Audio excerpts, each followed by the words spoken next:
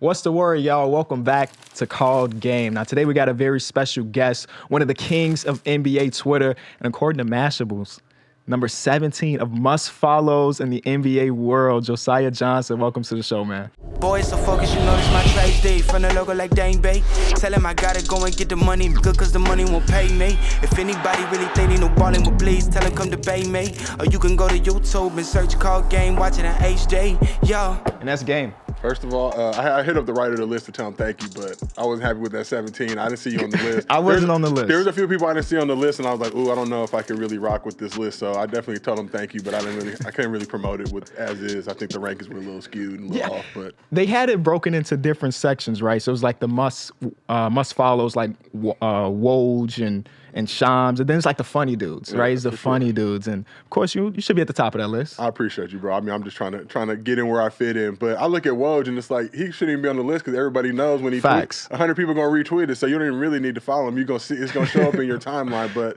he's a legend. There's a lot of cool legends on that crew. Like I said, a lot of people who should have been, but the game is a game. You're out here doing it, a million strong. A little bit. You got an army, so it's all good. Appreciate that. So I want to start off talking about that Twitter journey because, like I said, you're one of the kings out there. I mean, it's meme left and right. It's just funny tweet after funny tweet. Even today, I know this is being posted later.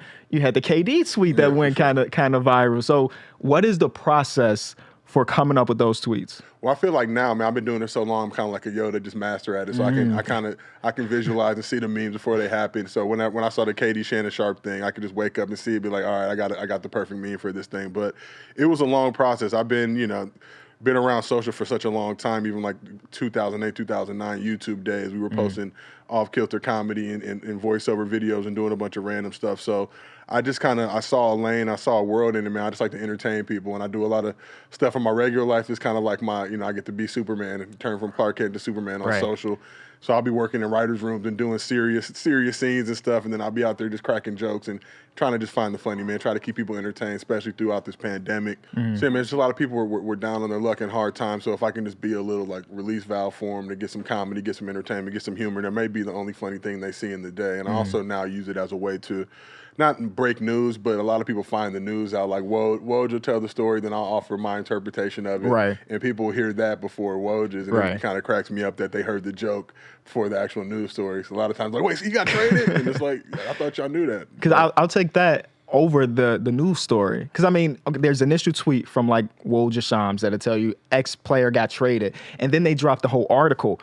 I don't know if anybody that's reading the whole article, right? For sure. It's like we get the trade, we get the reactions, we get the memes, we get the people that's breaking it down, and it's like NBA Twitter is such a cool and fun place, but it's also got its little bad parts, and I know you know of the bad parts as well. So good, bad, the ugly, and that's a lot of people like tell me about getting in the game, and they want to do this and do that, and it's like that's great, but the mental health component, just like for the players, it's the same thing on the social side, because you got all these people you can create a Twitter account in 30 seconds, right?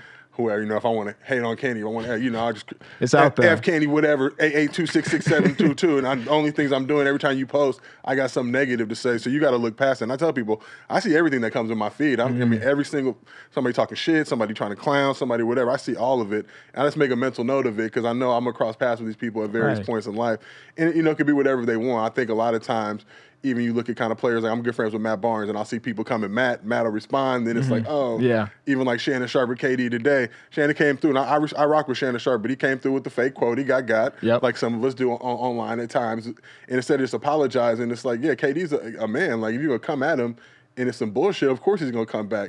Is KD my favorite player? No, not until he comes to the Lakers. I'm a LeBron guy, but I can respect, all those angles. But, man, I think for me it's just the world, the game, and just the hustle, man. NBA Twitter is such a fun spot because something will break, and then people will be talking about some shit that had nothing to do with that. Like somebody, I've seen Kwame Brown catch strays off of an article that had literally nothing to do with him, or a news story breaking, and then it turns into Kwame or whatever. Or, I like to always look and kind of dig deeper, like who else is impacted by this? Like the Sixers grab somebody. How does Austin Rivers feel at that moment? That his pop's not even rocking with him like that to bring him on the squad. So just trying to have the clips ready, and like I said, try to keep people entertained. But I'm always amazed at how what starts as whatever the story is, it'll now turn into 20 other different things. You'll see somebody random trending that had nothing to do. Like, why is J.R. Smith trending? It's like, because somebody made a soup joke about something else, and now his name is just out there. But it's a crazy world. I think what you do so well when it comes to the Twitter account is getting all aspects of a joke, right? I feel like there's so many people out there that maybe don't even remember the soup thing with J.R. Smith. So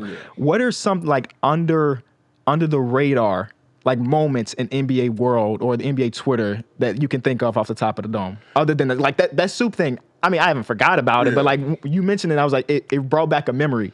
I mean, there's just so much stuff. I mean, from Temecula all the way, through like you just look at the various incarnations of social and Twitter, and guys will pop up and there'll be a thing for a couple years and they'll just disappear or whatever, or somebody's account gets suspended. It's kind of like if the people like that person, it's the heartache and pain. And I think of like Cryptic Noah, he's had like 15, 20 different accounts, but I feel like every time the account pops up, it got like 300,000 followers they clap right him away. Quick. I feel like he's been through it a lot. Zach Fox, another one. Like Zach will just drop heat all the time, and it's just like, dude, you can't be doing this shit. I'm just looking like, please, man, we need you. We need you. Do you see it as like a competition, kind of, when it comes to like the meme? Like, because you want to be, maybe you don't. When I do what I do, I want to be the king of that, Yeah, for sure. So there's a little competition. Well, I think about somebody like yourself, and it's like you've been able to ascend because you have all these resources and tools available, right? Like, you might have 5-10 years ago tried to go to networks and be like, look, I want to do what I'm doing now. And they would have been like, right. But you go do it now, those same spots are like, oh, we rock with you, we roll with you. So for me, it was kind of a situation where I just wanted the ability to get my name and my voice out there, and really just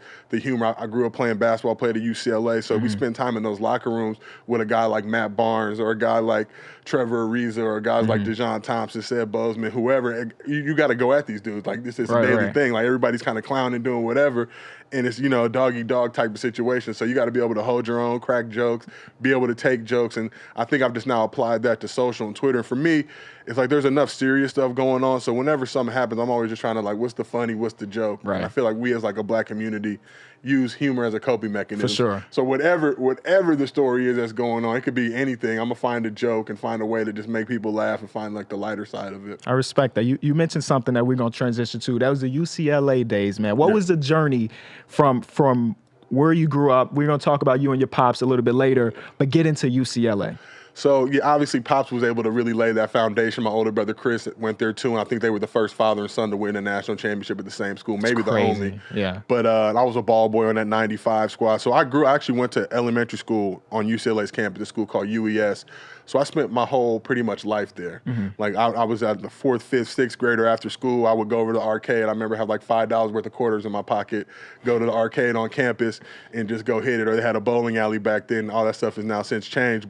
And just go be on campus, see a guy like Charles O'Bannon or Ed or Tyus, who's my cousin, just around there, man, and just being in that world in the summertime when my older brother would play, and then eventually myself. So I ended up growing 6'7", and I think I was like a USA Today honorable mention All-America coming out of high school as a senior at a school called Montclair Prep in Van Nuys with a bunch of legends. All types of legends went there, but was able to, Steve Lavin was a coach at the time. Lav rocked with me, offered me a scholarship, but for me, it was a tremendous experience and ability. But then I step on campus and I'm going up against Dan Gazurich, who was Gazurk when we were there, but he's like 6'11", like 240. I have to go up with Ray Young, who's just a physical specimen, 6'5", but in slam, and I'm seeing all these dudes and I'm reading their slam diaries. My roommate TJ Cummings, my freshman year, he's like 6'9". Terry Cummings is his pops, and our pops actually, it's funny, got traded for each other in the NBA from, I think his pops with the Clippers, my dad's with the Bucks, so they made that trade. So we had met kind of throughout our lives, and then to be freshmen on campus together, but he's like 6'9", rock, just I'm looking at all these dudes like, shit, I mean, I probably don't have a really long future in this hoop thing. Maybe I can go overseas playing like a B league or something, but I learned at that moment, like, I got to figure something out. So entertainment, comedy, that was always something I was really good at, keeping the mood light with the squad, wherever we would go, we'd go on road trips, whatever it may be.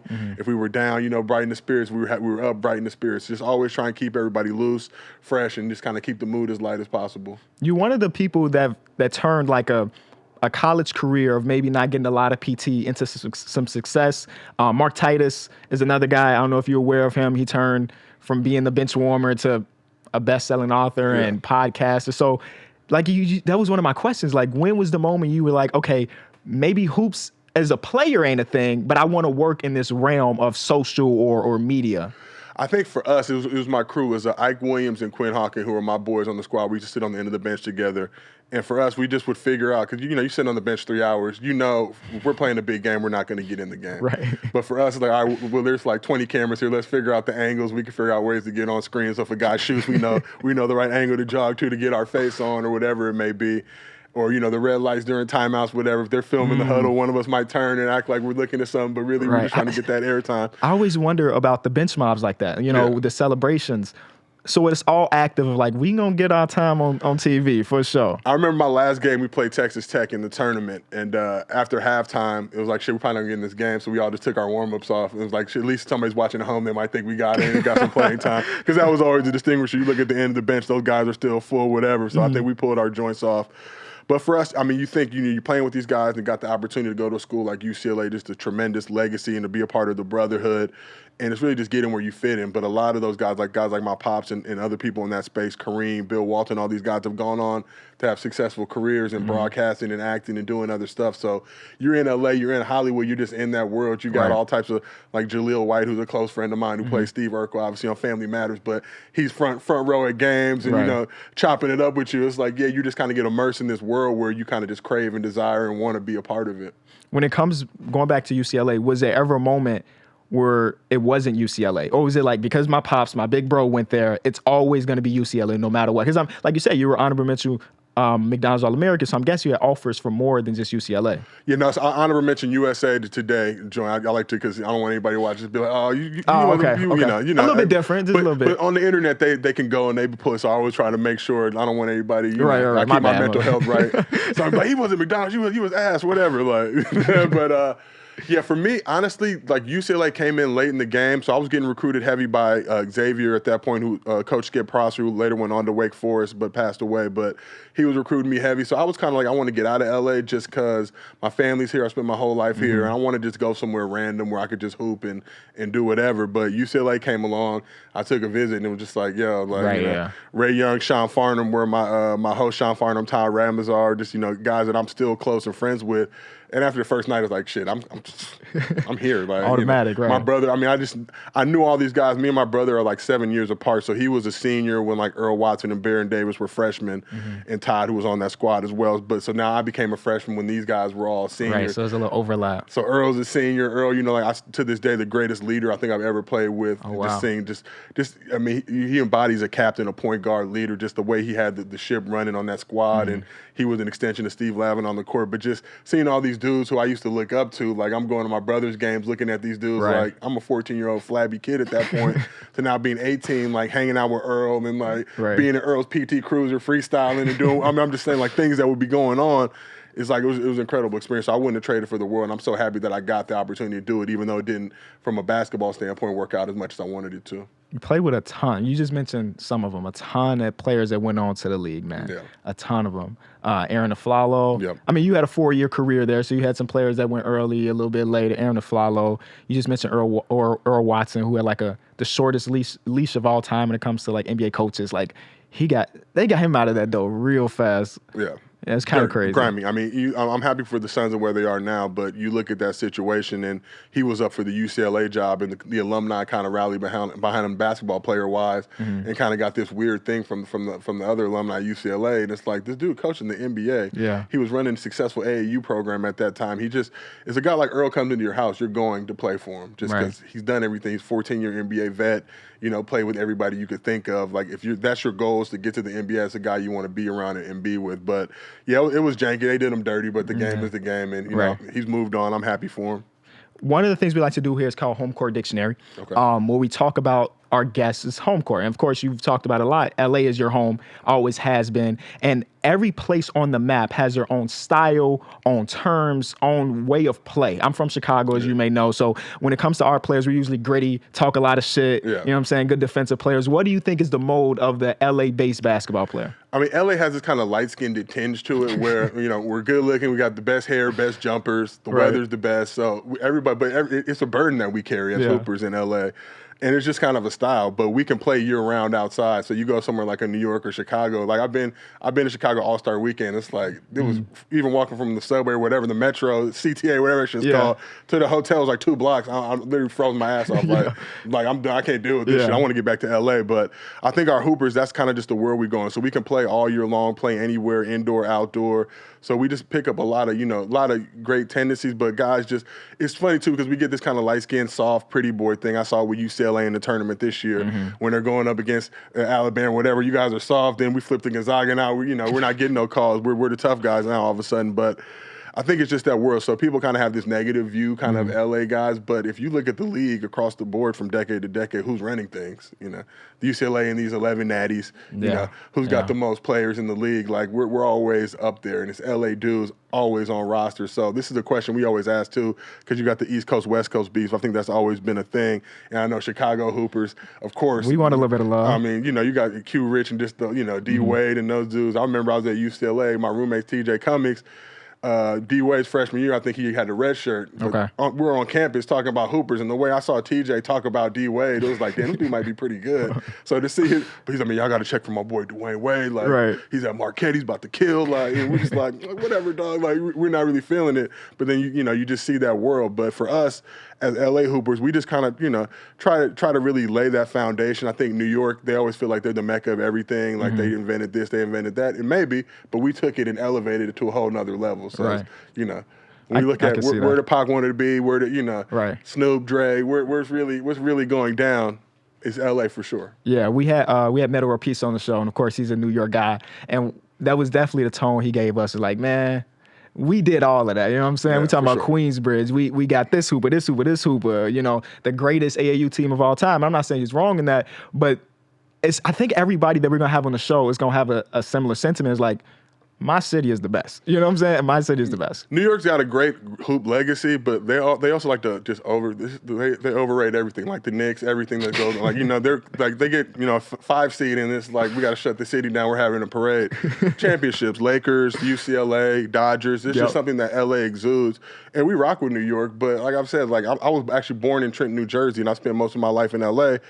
I wouldn't trade it for the world. All the New York dudes moved to LA. In the summertime, what's cracking, everybody's in LA. So we're the spot to be. Obviously, the Lakers, everything that's going on. LeBron James. LeBron could have went to the Knicks. He could have went to the Nets. Yeah. He had to let KD do that because, you know, he's coming to LA. That's where dudes want to be. Okay, so again, Lakers fan. That moment, because you go from the Kobe era to hard tank. We talking about... Who's on those? Xavier Henry, Robert Sacre-led teams to Bron signing to the Lakers. How was that moment for you as a Laker fan going through, 5 years of rebuilding for no rebuild? So I grew up, my pops played for the Clippers, grew up a Clippers fan, but LeBron James for me was, you know, in 2003, he came to UCLA. He was a senior in high school. He used our locker room. I think we were on a road trip somewhere.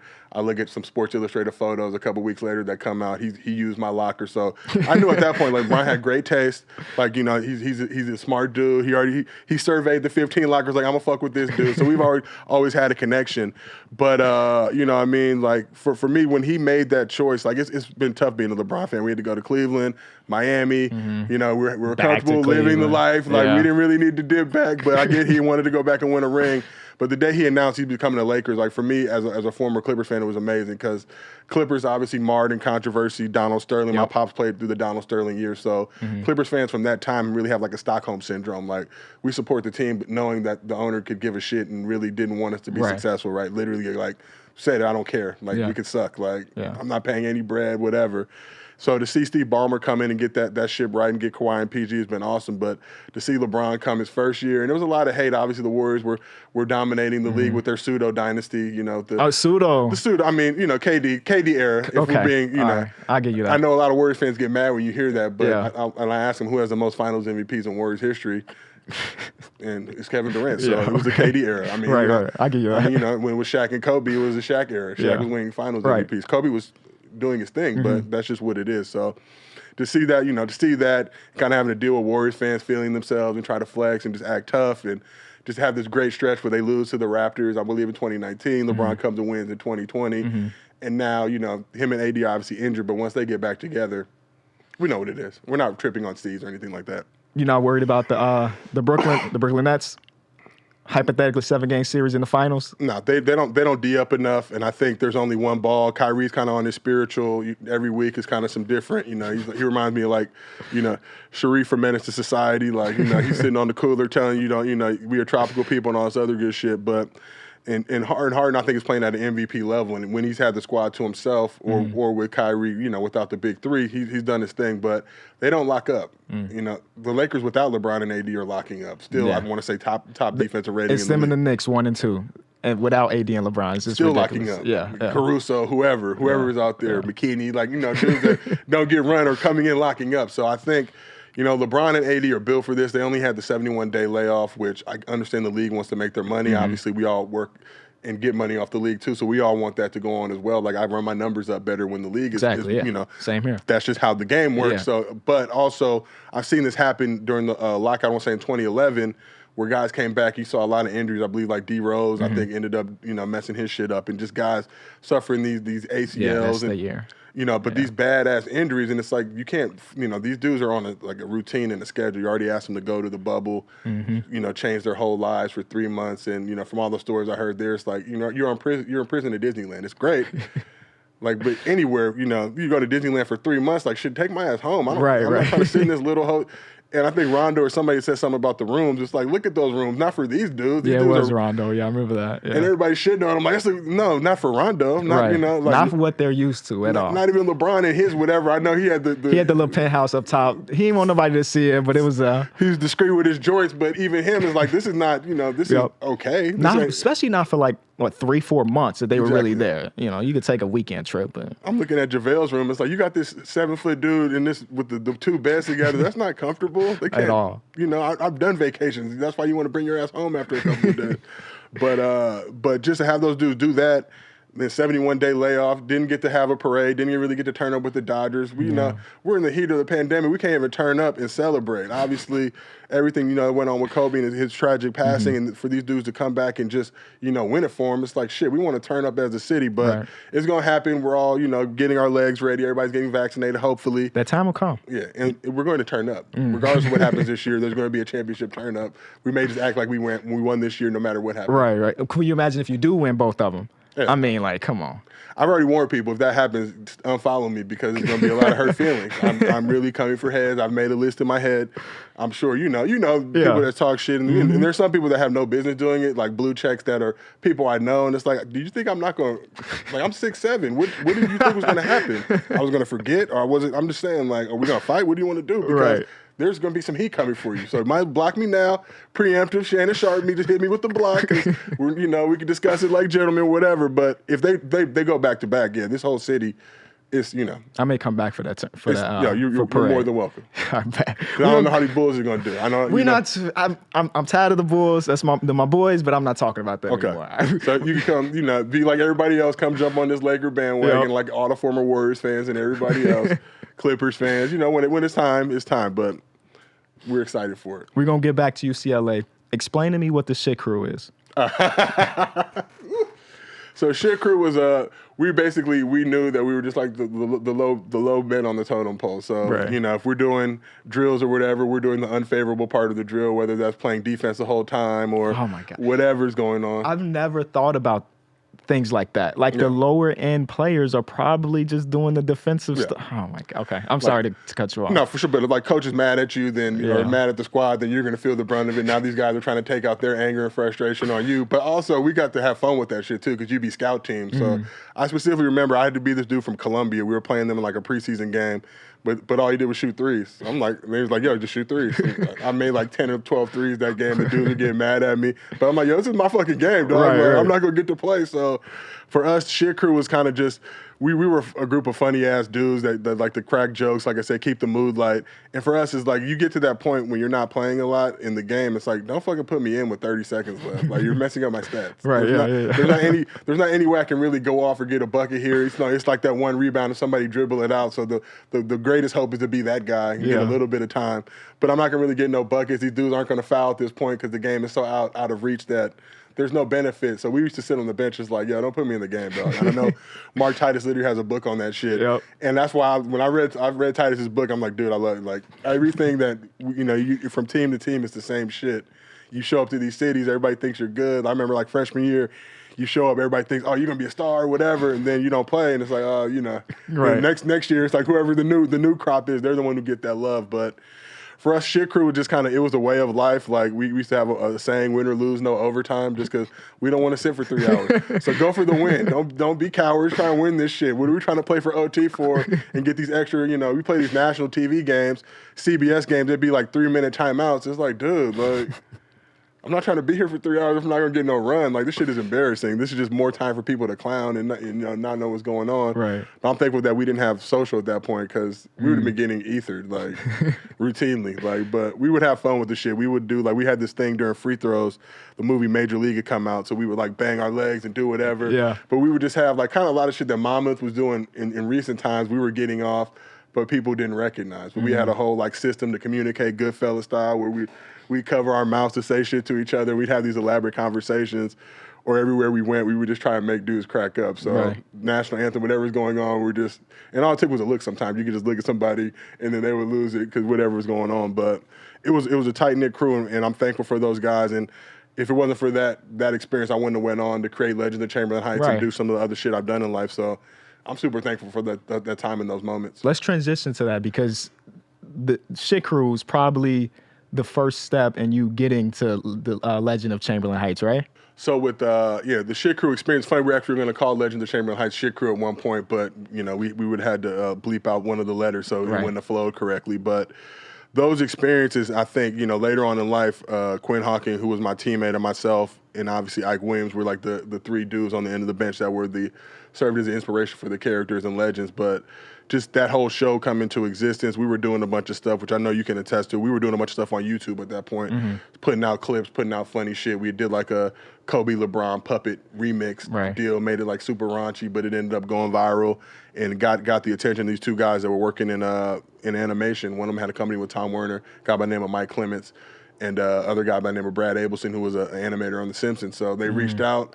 They initially had this idea for a LeBron show they wanted to do, and they knew we were LeBron fans, but we had to kind of politely tell them I love and respect LeBron, but my sense of humor is not really gonna, we're gonna talk about some fucked up shit he's not really gonna be happy about if he's the character.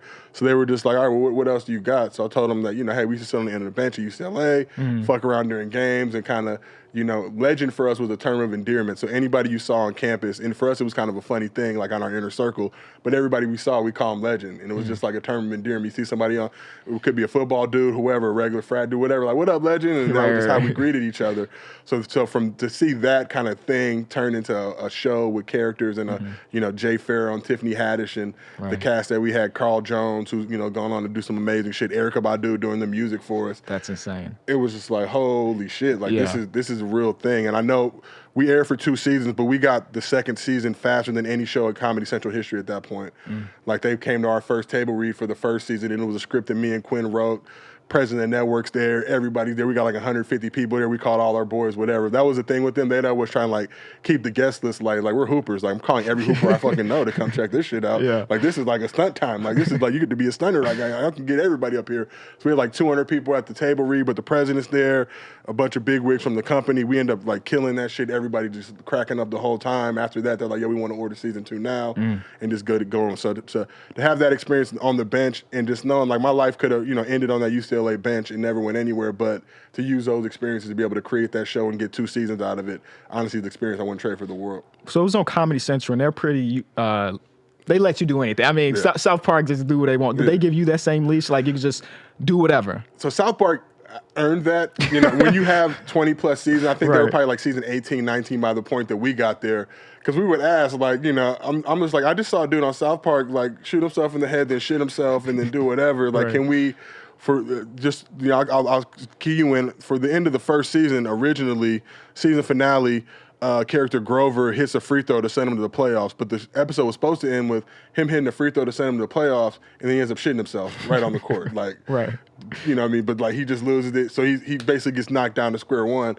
They saw that, and our animators were very liberal in terms of how it was a good 30-second long shit scene. So I'm even watching it dog, we're 18 seconds over the shit threshold.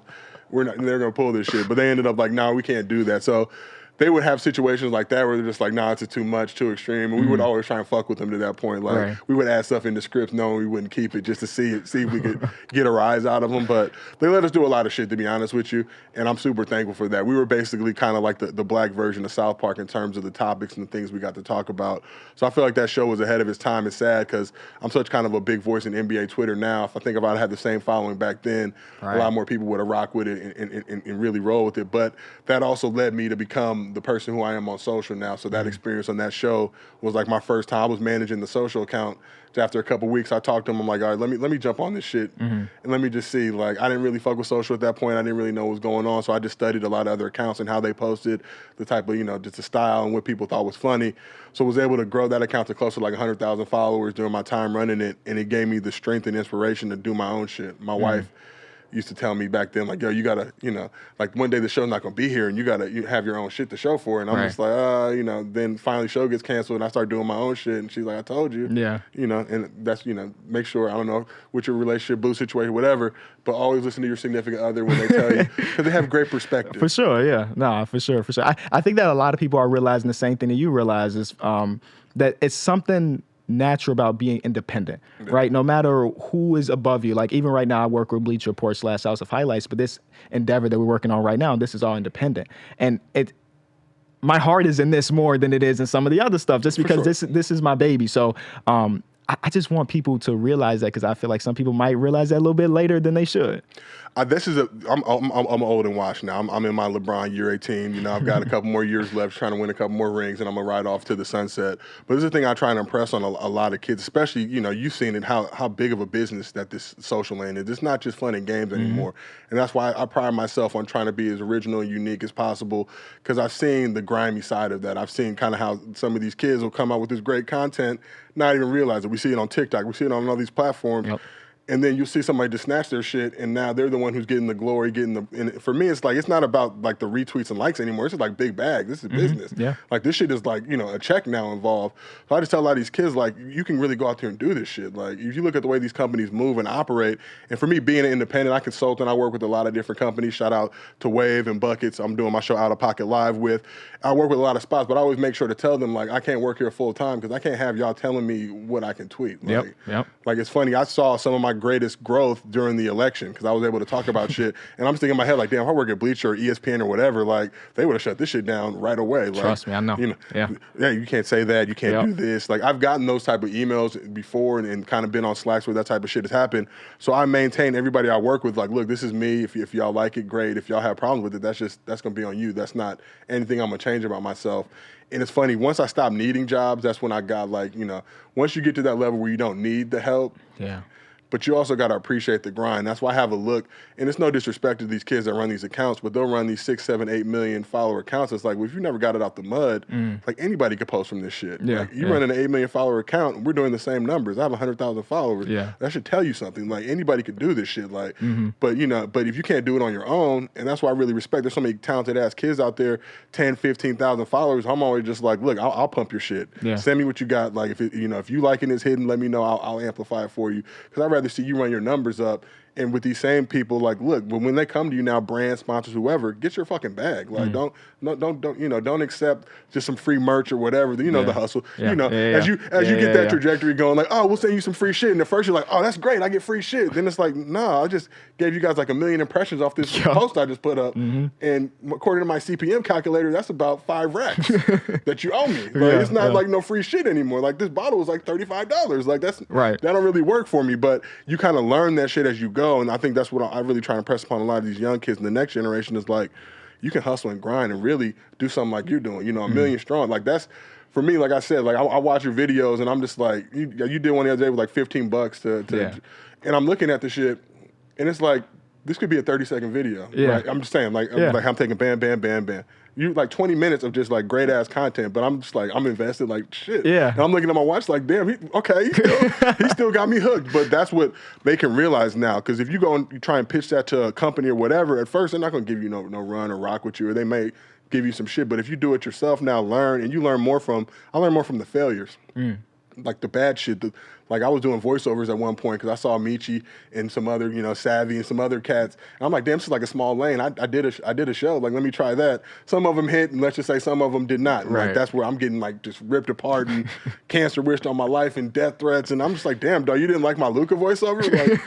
Like shit. I'm just saying, like, it's not like a death threat type of situation. Like, just tell me you didn't like it and keep it moving. But you learn trial and error, like getting dragged, going through it. It's kind of like being like a comedian, right? You bomb sometimes on social. Like you might put some shit and it doesn't hit, but you learn from those moments. And all my friends do stand up. That's kind of my next foray. But they're like, this is a part of the life. Like you got to go bomb because it makes you stronger. And then you just learn that now these comments don't mean shit to me. I see the pain in people's voices when they're tweeted. It's like, damn, dog, you just made a fucking burner account just to talk shit to me? Do you think I'm that important? Because I would never do that to me. Like I would never waste that 15, 20 minutes. You could have done whatever. But for me, it's like, all right, keep going. Because I get so much love too, but I don't know about yourself, but I remember the hate more than the love. That's like the fuck. Like I'll get 1,000 like positive. I'll remember like the 2 negatives. I think that's very natural. Yeah, very natural, especially from creators. Because like you said, 1 million. I just hit 1 million, but there are some mentions that I get. I'm like, bro, out of the 1 million, this one person said this. So that's why, like, honestly, I stay away from my mentions at all costs. Like unless it is like the other day, I had a bunch of fans put together a Happy 1 million video, which is brought tears to my eyes, literally brought tears to my eyes. So I read the comments on that one because I'm like, there can't be nobody hating on this, right? It's not even me. It's the people that watch me. Yeah. I was wrong. I was wrong. I read every single comment because I know but I've been on YouTube and these platforms since like 2007, 2008. And back in those days, it was like, this was like the Wild West. They were saying shit about your mom, family, whatever. I mean, it was like before they really had the algorithm to check and kind of report and do all that type of shit. But for me, it just lets me know kind of where my trajectory is. And like I said, I remember everything. So people will come and talk shit. And it's funny to me, I'll see those people flip and they'll go from talking shit to like, oh man, you never miss or whatever. It's like, you're the same motherfucker who wished cancer on me. But at the end of the day, like for me, it's just a grind and to know where I'm at. And like I said, when you're getting more positive than negative, that's when you know you're doing the good shit. Like even if it's 60-40 or whatever, like you got people that rock with you. And you look at somebody like Skip Bayless. Skip is the highest paid, dude in the game, right? And all he does is troll. Like look at his man. I mean, I look at LeBron's mentions. LeBron will post them like, hey, you got 1,000 scholarships for kids. Like, how come you didn't get 2,000? You asshole. Like how what I mean? It's like, damn, dog, like that wasn't good enough. You didn't do this. You didn't do that. You didn't save the world. You got to go save China. Like, this is the shit that these dudes deal with on a daily. So anybody who wants to get in that social space, this is what that world is. Just a lot of fun shit and being on shows like this and doing cool ass shit. But then it's a lot of like, because those shit sting sometimes. Yeah. Somebody called me like thumb face or toe face one point, and I told my wife we were cracking up, and now that's like a running thing with it because he was like, damn, I do have a kind of a little toe face. Like, shit. I'm just like, that really stung, dog. You really got me. But sometimes it'll make me laugh, and you just have to give it up to the people. Like, yo, that was a good one. Like, that was accurate. I do actually have a face that looks like a toe. Like, and for the people at home, I mean, we got both worlds, right? You got someone that reads every comment versus somebody that don't read it much, and both can end up successful. I'm trying to get a mill, so I'm going to stop reading them shit.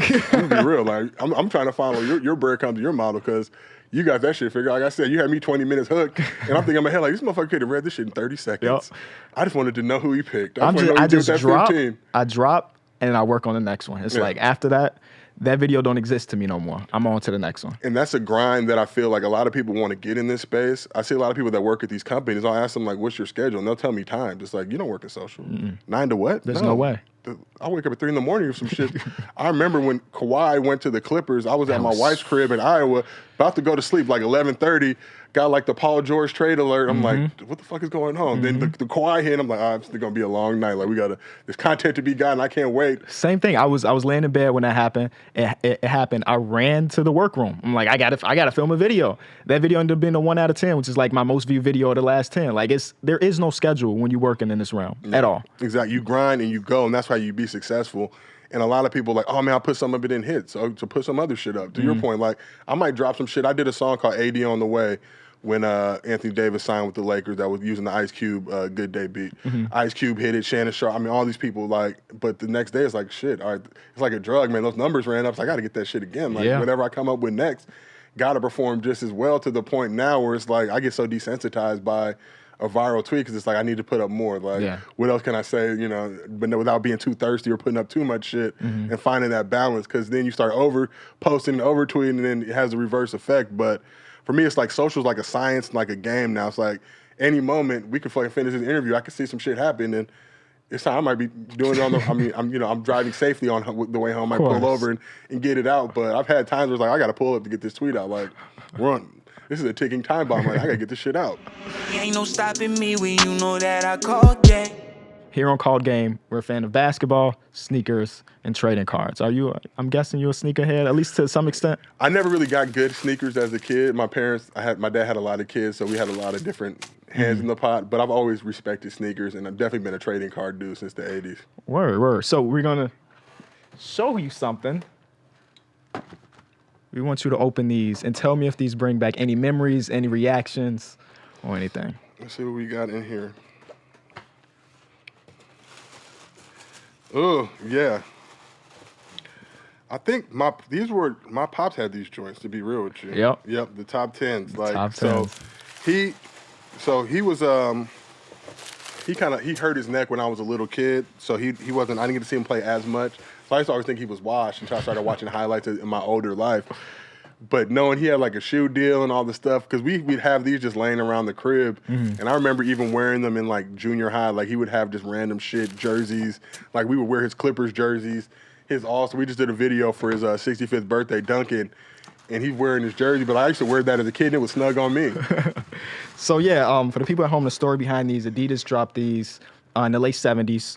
And they're called Top 10 because they gave it to their top 10 Adidas athletes, and your pops was one of them. Yeah. Which is crazy. I mean, this is a silhouette that will live forever.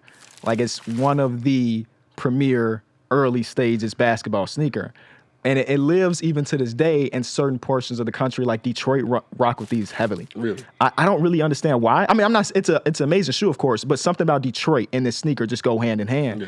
And when I was a kid, I wanted a pair of these, kind of unrelated to the basketball. I just think that the way it looks was fire, you know? So we thought it'd be cool if you unbox a pair of your pop sneaks. And this brought back memories. We went back down memory lane with this one, but yeah, knowing it's funny because I think he was one of the first dudes to get like $1 million contract. But it's like, I got so many brothers and sisters now. It's like I'm gonna be a working man for the rest of my life. But knowing the way like Michael Jordan, like I don't know if you saw I'm sure you saw The Last Dance, but he's got the poster at his college dorm.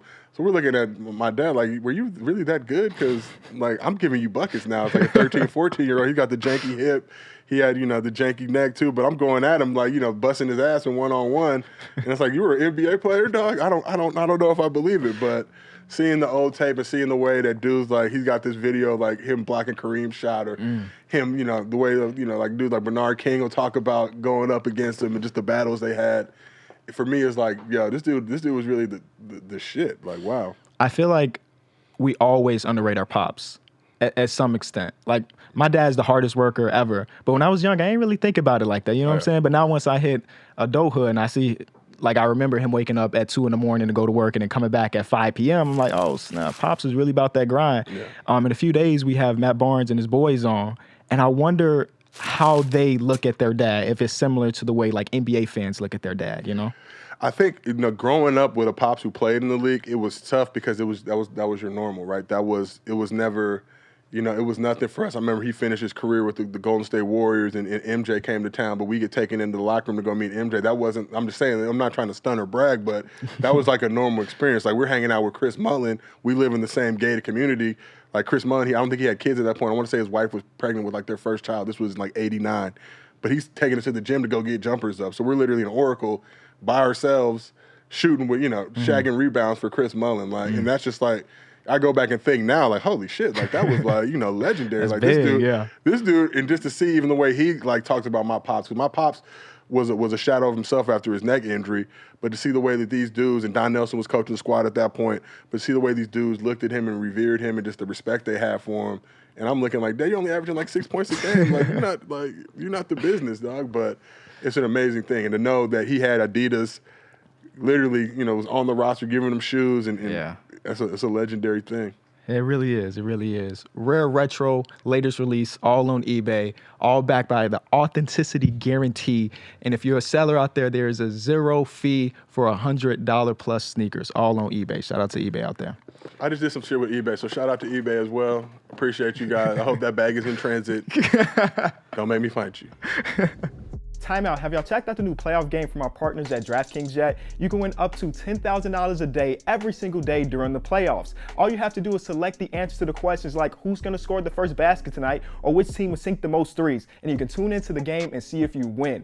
It's free to enter. All you have to do is hit the link in the description, use the promo code CALLEDGAME, and take your shot. Yeah, man. So you just told the meeting Michael Jordan part. How old were you when that happened? So I was like 7 or 8. I mean, I've met Mike a few times. We went out to Santa Barbara when my brother was in college, and my brother played at the Jordan Dome with him. He was on, like, my brother famously tells this story where my brother was a college guy. They just won the national championship. Mike's doing the games up there. My brother ends up being on Mike's team every time he's up there. Mike's like, yo, I want Chris on my squad. Oh, my brother was a fucking beast, 6'3". He probably still telling that story to this day, yeah, right? for sure. Yeah. Like every No way. like Space Jam, like we've been getting mileage out of this shit, but going to that Warner Brothers lot and just seeing it. I remember going there as a kid. My dad would bring me up there every once in a while, but after a game or after they finished playing for the day, it was Mike, Charles Barkley, and Ken Griffey Jr., like a stack of patent leathers, just like, I'm just looking at those, but they're at the poker table, just stacks of hundreds, like, and it's just a normal thing. Like, Yeah. I'm looking like these are like 3 of the greatest athletes of all time, and they're just talking shit, hanging out. Man, yeah, it's crazy, man. I feel like when I watched The Last Dance, 'cause I actually watched it again on the flight here, which is funny that you even brought The Last Dance up. There are so many people in that, speaking like his rookie season after he got drafted, they're like getting his autographs, and like they had no idea in that moment that they were getting the autograph of the greatest player of all time. I mean, I would say second greatest. I know you're Chicago guy. Oh, see, okay. Behind All LeBron. right. But great, no. You know, which is funny. Usually when I talk to, you're a little bit older than I am. Usually when I talk to people that actually got to see Mike, they're like, without a doubt, it is Mike and not LeBron. But you're one of the few people that saw both, and you're like, it is LeBron. So this is what I had a come to Jesus moment later on in life, because I was thinking about, and this is the thing, we saw 80s basketball. I was born in 82, so I got to see tail end of 80s ball, Magic, all those, beasts. Then MJ, great, but expansion era. They added and I remember just, there's cool new teams popping up, not thinking like, damn, this league is really getting watered down and the product's getting so devalued. He's still the greatest player in the league at that point, but they added the Magic, the Heat, the Hornets, all these squads, and they weren't good, so this is like free, easy wins during the season. I think I calculated, like in his first 2 years against like the Heat and whenever those squads came, he was like 29-1, including playoffs. I think the Heat made the playoffs like their second or third year as a franchise. Right. But that would never fly. Like you couldn't just assemble a team nowadays, and guys could go out there. But no disrespect to MJ, I think that just a game, and it's what they started with that '92 Dream Team all the way through. Way more dudes hoop now, and they hoop at a high level. So, So you would say that right now we have the greatest talent that we've ever had in the NBA? yeah, I think so. I mean, I think this is the best version of the league that we've ever seen with the guys like KD, LeBron, and we really feel it too when we don't see these guys on the court. It hurts the product. Like guys on, a guy like Clay might be the second, third best player on his team, but he could go somewhere else and Be the guy. be like Harden and really just resurrect the whole franchise and do that type of stuff. So these dudes are just at another level, just the caliber they play with, the style, because they have. It's like my dad, from 70s to 80s, like there's a jump there, 80s and 90s. Now they got more resources, whatever.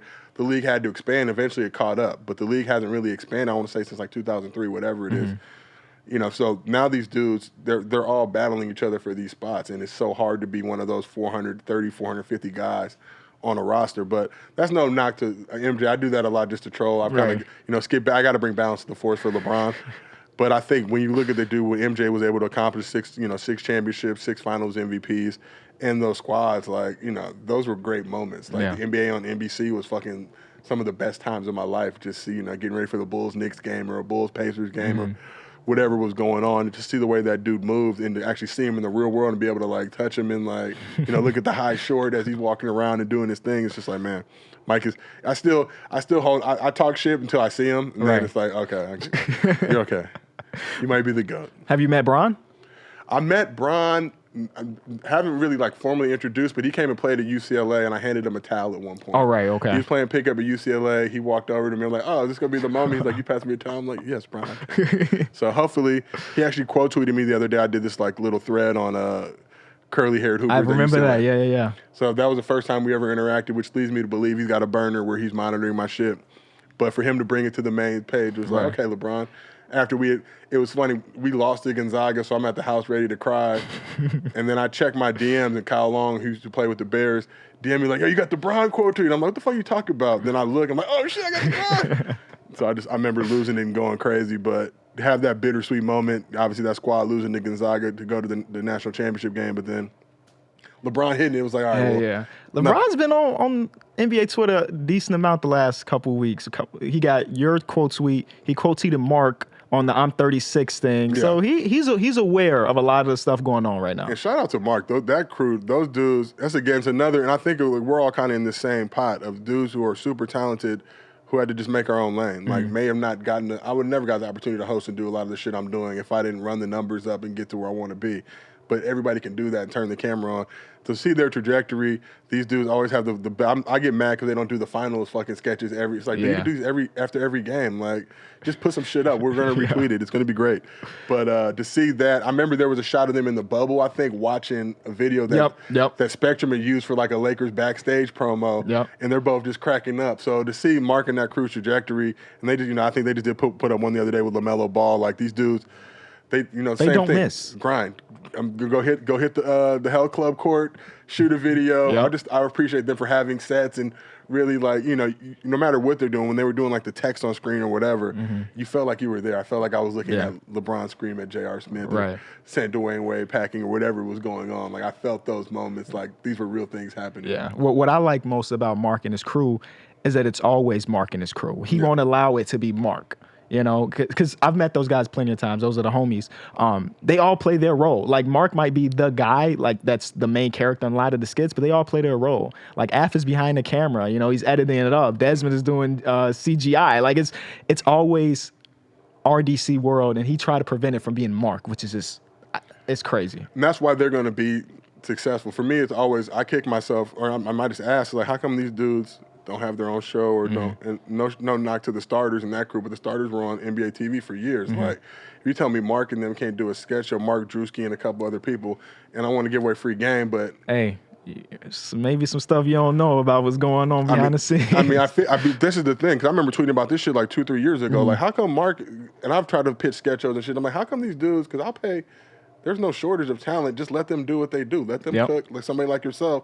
We're working together. You just do what you do. I just want to make sure you do it. Like, I'm not going to tell you shit. Like, what can I tell you about making hot videos? Like, I'm just saying, like, you do that for a living. All I can be like, hey, maybe try this, try that. Or did you see this happen? Would you guys want to make a video about that? Like, but I'm excited. I'm saying, I'm excited for those whole crew, and to see now they're showing like the next generation of just entertainers and talent that you don't have to do the traditional thing. Like you said before, you can carve your own lane and make your own history. Like, you really control your destiny. Ain't no stopping me when you know that I called that. We're going to go back. We talked about some sneakers. We got to get to some cards. You see, we got 2 boxes here. Okay. Now, what we're going to do, I'm going to open up this box. I'm giving you 1 pack, and I'm keeping a pack for myself. Okay. We're going to open. It's 4 per pack. We have 8 players, and we have to build our ideal starting 5 from those 8 players. Okay, for sure. I don't have nails, so I'm going to have to go back here for this. I think. I didn't realize they were still making regular cards. Everything was, I'm trying to figure out what these NFTs are. Don't even get me started. I have no idea. I couldn't tell you. Because I'm watching these clips on YouTube. Like, do you want me to just to rip that for you and put it in like I'm just trying. I'll charge you $50,000 for it. That makes you feel. They're everywhere, man. The NFTs, all of these things are everywhere. I can't do it. I'm more of a traditional rip a pack guy. I need the gum in the pack, really. I miss that feeling. The stale ass gum that lasts 8 seconds. Okay, let's see who we can potentially put together. Wow, I haven't done this in like 20 years. This is beautiful. What you get over there? I got John Collins. Okay. I got Andre Roberson. Got Jalen LeCue. And Terry Rozier. Okay, that's 2 really decent players, and then Terry Rozier's having a great season. I got Klay Thompson to start off with. Oh, we're good. I got John Wall. Oh. I got John Stockton. My pack is killing your pack, by the way.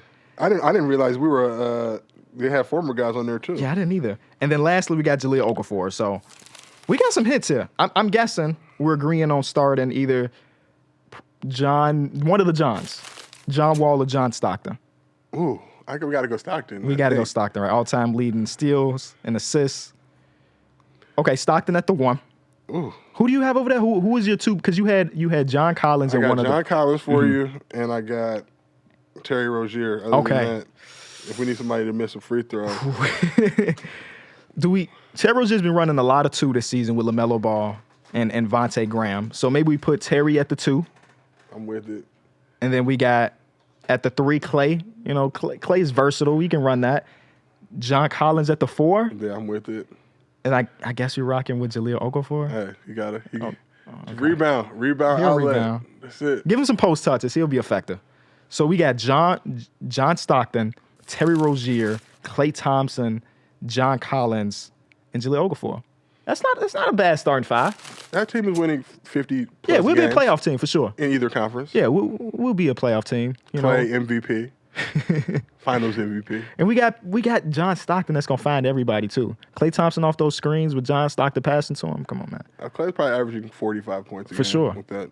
And then the lob threat and John Collins. I see John Stockton may not have thrown a lot of lobs in his career because he had old man Karl Malone. Yeah. But there's some lobs up in there. You had to hit Oster tag at least one. You hit a Greg Facts. Foster off. That 3-inch vertical, he'll get up there. He might come down with it, then go back up. But You can collect with confidence on eBay. They have the largest collection of trading cards in the world with new box drops and hard-to-find cards. It's really a one-stop shop for trading card buyers and collectors. Check out the description for more of what eBay is rolling out. So the thing that we ask every guest last, the name of the show is called Game. You know, buzzer beater, boom, game over. Game is on the line. Who are you passing the ball to call game? I'm going to give the ball to Kobe Bean Bryant because he's going to get a bucket. Kobe loved getting buckets. Yeah. He loved making especially if there's like 4 dudes on him because he's going to throw some shit up and it's going to find its way in the basket. Always. And that's no disrespect to Mike, who also could get it going too. And no disrespect to Bron, but Bron is more of a facilitator. He'll take the shot if he has to, but he's kind of got a bad rap for that. But yeah, if I need a bucket, you got to go to Kobe to call game. Yep. Because he's not going to allow it. Kobe or Magic. I'll say Magic. I played a lot of pickup with Magic. Magic will just, if it's a pickup, he's going to call the foul. So he's going to just do it till he makes the shot. But in a game, I got to go with Kobe. Okay. See, we've had a few people on the show. Kobe is a go-to all the time. Everybody knows that Kobe is a guy to get a ball to. We haven't heard Magic yet, though. Magic would get a bucket. I mean, the hook, he had to play the 5. Like, Magic came through, really stunning. And he's just a hero of mine. So I mean, look, I remember 91, but seeing Magic now, everything he's been through, literally healthier than all of us. Like, Magic is that dude. He took a stigma, really turned it on his ass, and really made the world kind of understand and take note. And to see what he's done as a businessman, just a human being, man, like, I got to rock with Magic. So we just had Josiah Johnson onto the show, and you know how we do it. We had to ask him, with the game on the line, who did he want to give the ball to call game? Now, Josiah is an LA boy at heart, and his picks reflect that. Starting off with the all-time leading vote getter in this category, Kobe Bean Bryant. The KB initial fits so great. You know, I can tell you that from experience. And the last guy he gave us was an underrated pick, another Laker legend, and that is MJ. Of course not Michael Jordan, but Magic Johnson. I feel like him being 6'9", you can give him the ball here on the block. Maybe I was born in 96. I didn't get to see Magic Johnson play, so I'm being honest with you.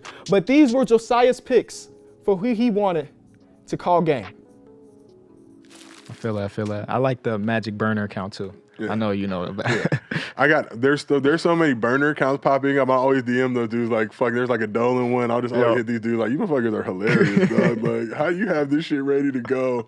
And there's like Literal Larry's another one that I've seen. But I remember Literal Larry, I saw him, he had like 9,000 followers. I'm like, yo, this is gonna be a 100,000 follower account. Dude. Yeah. Just stay consistent, keep grinding. Make sure you know the voice of the page that you're using. Don't try to change. But him, Magic's burner. I wonder who these dudes are. And it's funny, like, you know, so many dudes out there that are behind these abs, then you meet them. It's like, these dudes are fucking legends, bro. They're from all over the country, but they just grind. And that's what I love to see on social. All right, we appreciate y'all at home for watching this episode of Call Game. Be sure to like, subscribe, follow Josiah on all socials. That'll be in the description as well. You got anything else to say to the people at home? No, thank you. God bless you for having me on, man. I appreciate you. All right, and we out. Peace.